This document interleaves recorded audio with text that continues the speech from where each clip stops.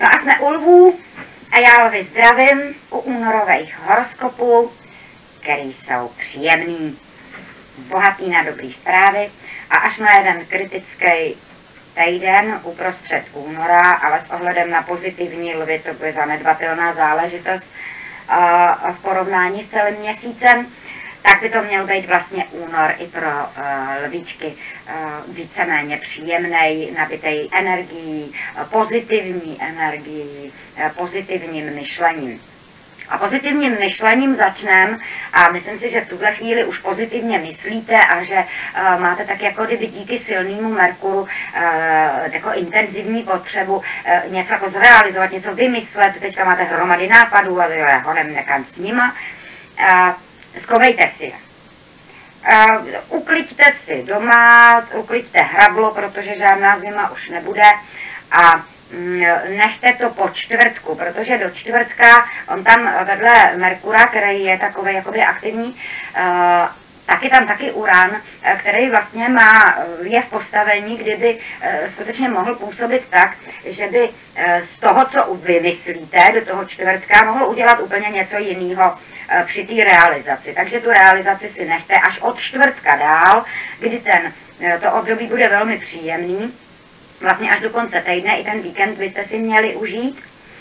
Bude takový odpočinkový, pozitivní, nabitej hezkýma nápadama i setkáníma a podobně. Upozorním vás na 7.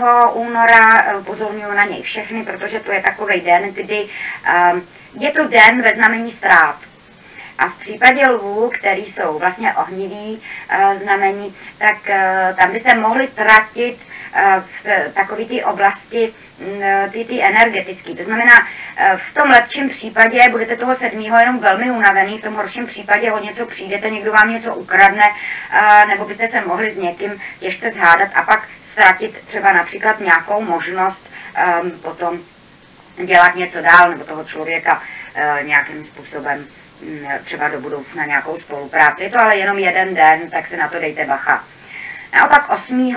února, to je velmi zásadní den v únoru, zajímavý. Jednak je novoluní, to novoluní bude ve Vodnáři, čili pro lvy velmi tvůrčí novoluní, velmi pokrokový a tak. Mohli byste jít a akčně zrealizovat nějaký nápad nebo prostě něco vymyslet a hnedky to realizovat, to si klidně realizujte, protože Uran už tam do toho až tak úplně kecat nebude.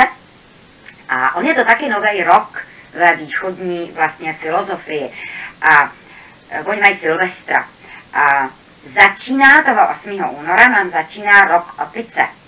Čili celý ten rok, vlastně od 8. února, je rokem opice. Tady vy, který jsou ještě k tomu opice, tak ty to budou mít jakoby vlastně ještě s bonusem. To znamená, že vy fakt začínejte, vy od teďka si začnete, je to váš rok. Taky můj rok, je znaky opice. Takže jsem sama zvědavá, co to na sebe přinese, ale v zásadě je to rok opice, je to novoluní ve Vodnáři, takže vy si můžete vlastně lvíčci teďka řekl, jo, a jdeme na to.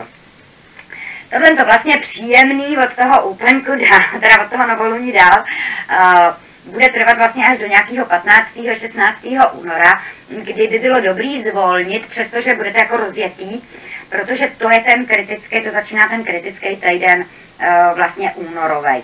Bude trvat zhruba do nějakého 20. 21. února a fakt bych neradila lvům dělat jakoby důležitý rozhodnutí, nebo ale ani sportovní, i na sportovní výkony se vykašlete, neriskujte nikde, dávejte si pozor na všechno, co vlastně souvisí s ohnivým živlem, tedy jak s elektrikou, tak i s vlastní energií, to znamená v rámci úrazu a taky sebekontrolou.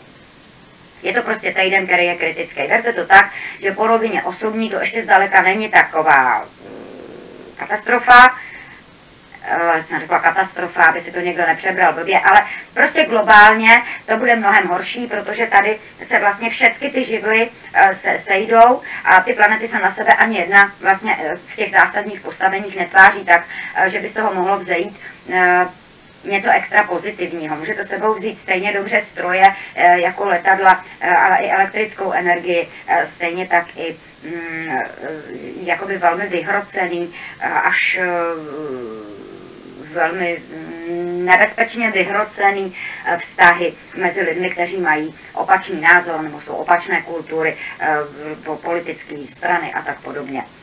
22. února potom máme úplněk, ten úplněk je v paně. Tohle bude příjemný úplněk speciálně třeba pro lidi, kteří mají s panou něco společného. Buď to s ní žijou, kde vlastně, protože ostatní ty planety se tváří tak jako hezky citově a ta pana přeci jenom je racionální a analytická. A taky pro lidi, kteří mají třeba ascendent v paně, protože on je to úplněk, který by sebou měl přinést tu citovou rovinu, protože jsou tam i jiné planety. A ta Luna je ta, která bude v této chvíli, krom toho, že bude prožívat, že bude taky cítit, že bude o těch pocitech hovořit, tak je bude taky analyzovat a bude praktická a pragmatická. Takže byste nemuseli ten úplněk prožít jakoby špatně, protože to, co tam bude akční, po té citové rovině, to bude taky promyšlený. Takže ať už někoho někam pozvete, nebo někomu koupíte dárek a podobně, takže rozhodně byste neměli šlápnout vedle, neměli byste se zmýlit. A vlastně v tomhletom pozitivním duchu budu v rámci Lvů pokračovat až do konce února, protože až do konce února je to období vlastně pozitivní, tamto kritický už máme za sebou.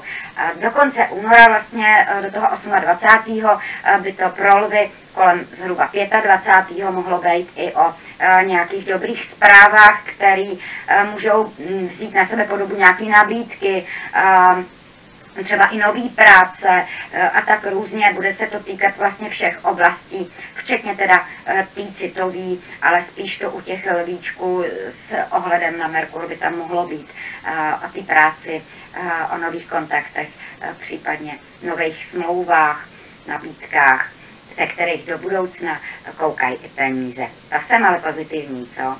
Po rovině zdravotní, zvlášť uprostřed, vlastně v rámci toho kritického týdne, by si měli lidi dávat pozor na všechno, co má něco společného s horkýma věcmi, tedy s teplotama, zánětlivýma akutníma zánětama a taky to, co je tadyhle jako kdyby v této oblasti, takže žlučník, žaludek, játra a tak podobně.